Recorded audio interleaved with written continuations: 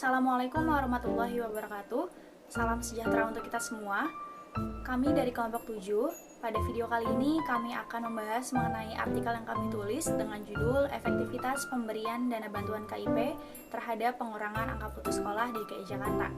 Adapun penulisan artikel ini ditulis oleh Triwiji Lestari, Ailsa Nabila Ambia, dan Umi Salamah. Angka putus sekolah di Indonesia masih menjadi pembicaraan publik dan masih menjadi salah satu masalah yang penting. Salah satunya yaitu kota Jakarta yang sama-sama kita ketahui sebagai salah satu kota tujuan utama bagi orang-orang yang ingin menimba ilmu dan para pencari kerja. Namun berdasarkan data Kemendikbud periode 2018 sampai 2019, DKI Jakarta terletak pada urutan ke-15 dari 34 provinsi dengan jumlah anak putus sekolah tingkat sekolah dasar terbanyak, yaitu sebesar 45,2%. Dan berdasarkan data Badan Pusat Statistik, jumlah anak putus sekolah pada tahun 2020 pada jenjang sekolah dasar sebanyak 3 orang, pada tingkat SMP sebanyak 4 orang, dan pada tingkat SMK sebanyak 3 orang. Penyebab utama angka putus sekolah di DKI Jakarta adalah faktor sosial ekonomi masyarakat yang rata-rata menengah ke bawah bahkan miskin. Menurut data Badan Pusat Statistik, jumlah penduduk miskin di DKI Jakarta pada September 2020 sebanyak 496,84 ribu jiwa atau sebanyak 4,69% dari total jumlah penduduk DKI Jakarta. Oleh karena itu, pemerintah membuat program Indonesia Pintar yang diwujudkan melalui pendistribusian Kartu Indonesia Pintar sebagai salah satu upaya untuk dapat mengatasi masalah kemiskinan dan juga meningkatkan mutu pendidikan serta dapat menjamin peserta didik dari keluarga kurang mampu untuk tetap bersekolah sehingga mampu melanjutkan pendidikan ke jenjang yang lebih tinggi. Pentingnya peran pendidikan dalam pembangunan suatu bangsa menjadikan permasalahan mengenai putus sekolah harus diperhatikan secara khusus. Faktor utama terjadinya permasalahan putus sekolah ini adalah karena ketidakmampuan masyarakat dalam segi ekonomi untuk membiayai pendidikan. Oleh karena itu, bantuan pemerintah melalui Kartu Indonesia Pintar dihadirkan guna berusaha menjawab permasalahan tersebut. PIP memiliki peran yang sangat penting bagi dunia pendidikan, yaitu sebagai aksesibilitas pendidikan, membantu pemerataan dalam mengakses pendidikan sehingga peserta didik yang berasal dari keluarga kurang mampu dapat mengakses pendidikan secara layak.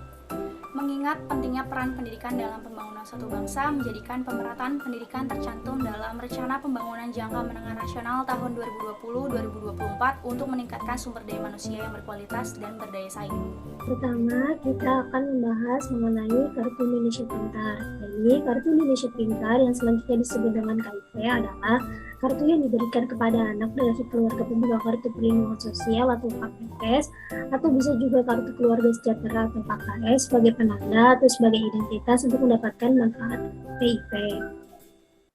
Nah, selanjutnya kita akan membahas mengenai apa sih tujuan dari KIP. Nah, jadi ada beberapa tujuan dari KIP. Nah, yang pertama itu tujuannya untuk meningkatkan angka partisipasi pendidikan dasar dan juga menengah.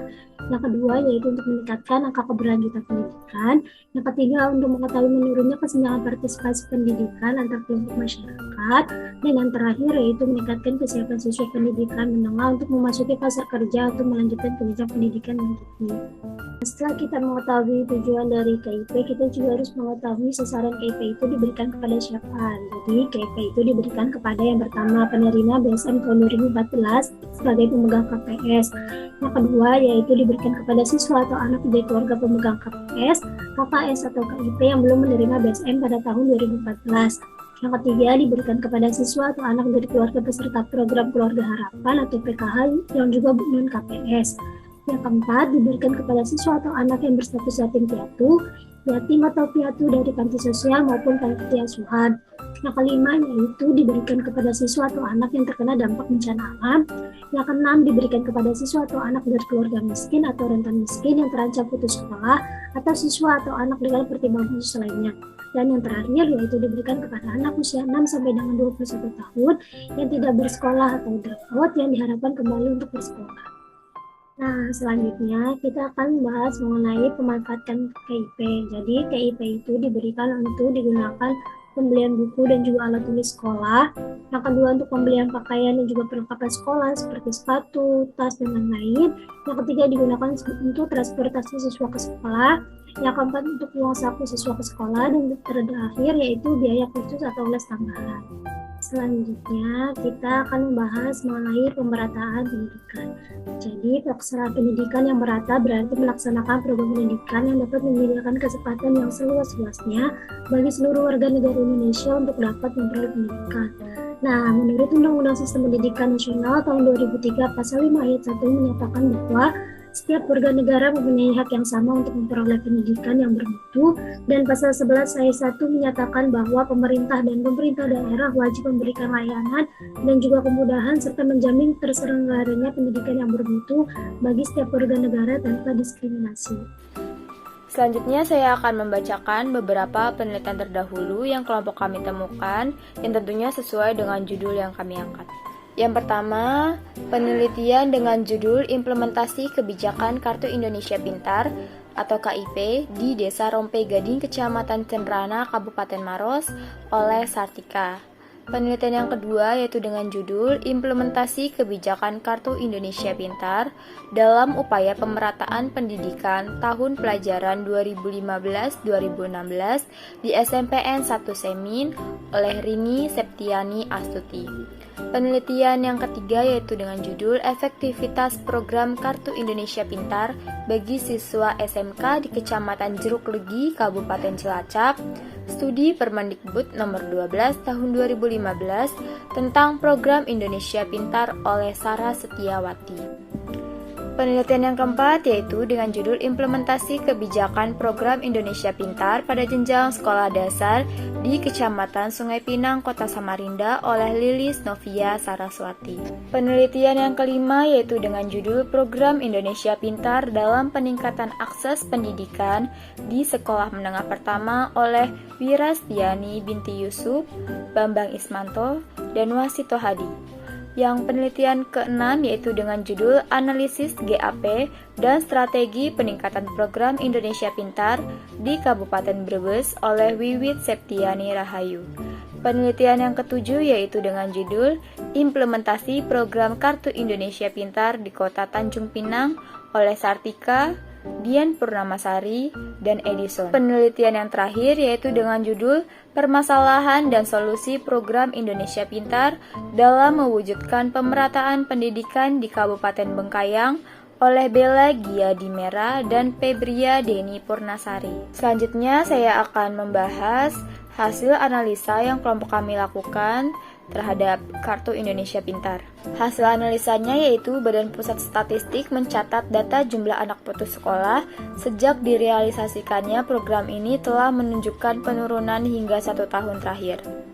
Jadi, kesimpulan yang dapat kelompok kami berikan yaitu efektivitas pemberian dana bantuan Kartu Indonesia Pintar dapat dikatakan telah terrealisasi dengan cukup baik karena tujuan yang diharapkan berhasil tercapai yang ditandai dengan adanya penurunan jumlah angka putus sekolah di DKI Jakarta dari tahun 2014 hingga tahun 2020. Jumlah anak putus sekolah di DKI Jakarta sebanyak 1.952 siswa jenjang SD, SMP, SMU, dan SMK, kemudian mengalami penurunan menjadi 39 siswa pada jenjang SD, SMP, SMU, dan SMK. Melalui pemberian dana bantuan ini, orang tua siswa dari keluarga yang kurang mampu merasa sangat beruntung dengan adanya bantuan Kartu Indonesia Pintar karena dapat membantu kekurangan mereka dalam membiayai pendidikan anak. Saran yang dapat kami berikan yang pertama yaitu untuk pemerintah, perlu dilakukannya pengawasan, pendataan ulang penerima Kartu Indonesia Pintar, dan penilaian pelaksanaan Kartu Indonesia Pintar agar dapat meminimalisir ketidak tepat sasaran, dan pendataan ulang lebih baik melibatkan pihak sekolah. Yang kedua, saran kami untuk sekolah diharapkan lebih intensif dalam menjalin kerjasama dengan pihak orang tua atau wali murid agar tidak ada penyelewengan dana. Sekolah diharapkan dapat terus mengelola data, arsip atau dokumen sekolah, dan selalu menyiapkan backup data. Dan saran kami untuk peneliti sebaiknya menambah jumlah sampel sehingga menjadi lebih besar dan dapat mencakup seluruh elemen dari populasi secara seimbang, sehingga hasil penelitian yang diperoleh dapat lebih mencerminkan keadaan yang sebenarnya dan hasil dapat digeneralisasikan lebih luas.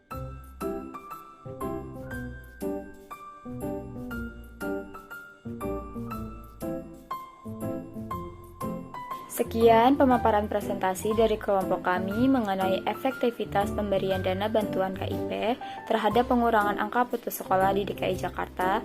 Kurang lebihnya mohon maaf. Wassalamualaikum warahmatullahi wabarakatuh.